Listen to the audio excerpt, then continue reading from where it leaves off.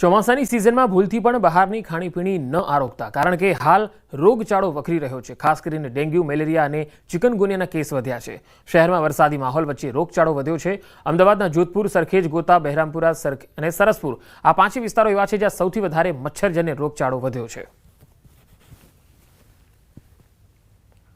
અત્યારના તહેવારોમાં બહારનું ખાણીપીણીથી જે ચોમાસામાં આપણું પાચન કરવાની જે શક્તિઓ હોય એ નબળી પડી હોય ત્યારે આપણે હળવો ખોરાક વધારે લેવો જોઈએ અને બહારની ખાણીપીણીને અવોઇડ કરવી જોઈએ. સામાન્ય રીતે વાર તહેવારોમાં બહારનું ખાવું, તળેલું ખાવું એ ટ્રેન્ડ બની ગયો છે, જેનાથી જે પાણીજન્ય બીમારીઓ છે જેમ કે કમળો છે, ટાઇફોઇડ છે, ઝાડા ઉલટી છે અને મચ્છરજન્ય બીમારીઓ છે જેમ કે ડેન્ગ્યુ છે, ચિકનગુનિયા છે, વાયરસના તાવ છે, તો એ બધાથી જેટલું આપણે બહારનું ખાણીપીણી ટાળીશું એટલું વધારે યોગ્ય રહેશે. જેટલું તળેલું ઓછું ખાઈશું એટલું વધારે યોગ્ય રહેશે. નવરાત્રિનો તહેવાર નજીક છે અને આ સમયે યુવાઓ મોડી રાત સુધી ગરબા રમી બહારનું જંક ફૂડ ખાતા હોય છે. જો નવરાત્રિ દરમિયાન વરસાદ આવે એ સમયે પણ બીમારીની શક્યતાઓ વધી જાય છે. આવા સમયે બહારનું ખાવાનું ટાળવું જોઈએ.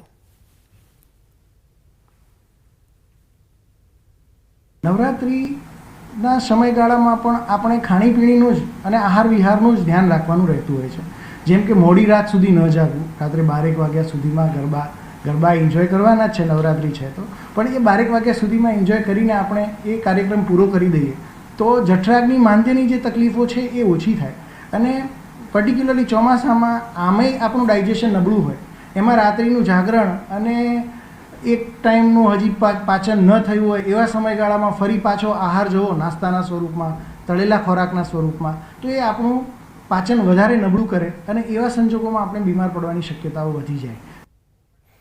તો બાળકો અને વૃદ્ધોમાં રોગ પ્રતિકારક શક્તિ નબળી હોય છે, ત્યારે આવી સિઝનમાં બાળકો અને વૃદ્ધોનું શું ધ્યાન રાખવું તે અંગે પણ ડોક્ટરે સલાહ આપી.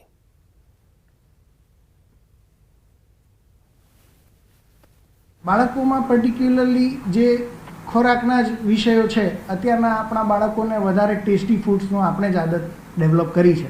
જેમ કે એમને પીઝા ને ચાઇનીઝ ને પાઉંભાજી ને આ બધી વસ્તુઓનું વધારે ચલણ બની ગયું છે, તો એને આપણે અવોઇડ કરીશું. આપણે હેલ્ધી ખોરાક, સુપાચ્ય ખોરાક, ફળો અને ઘરે બનેલું સુપાચ્ય અને પોષક તત્વો યુક્ત ખોરાક આપણે એમને આપીએ તો બાળકો અને સશક્ત અને વૃદ્ધો એ બંનેમાં આપણે એમને રોગ પ્રતિકારક શક્તિ પ્રોવાઈડ કરી શકીએ. તહેવારોમાં લોકોને સતર્ક રહેવા માટે અપીલ કરવામાં આવી રહી છે. બજારોમાં ખરીદી સમયે સાવચેતી રાખો. ભીડનો લાભ લઈ કેટલાક ચોરીને અંજામ આપી રહ્યા છે. પોલીસે આવા તત્વો સામે એક્શન લીધું છે. સિવિલ ડ્રેસમાં પોલીસ ગુનેગારો પર બાજ નજર રાખી રહી છે. યુનિફોર્મમાં પણ પોલીસ તૈનાત રહેશે.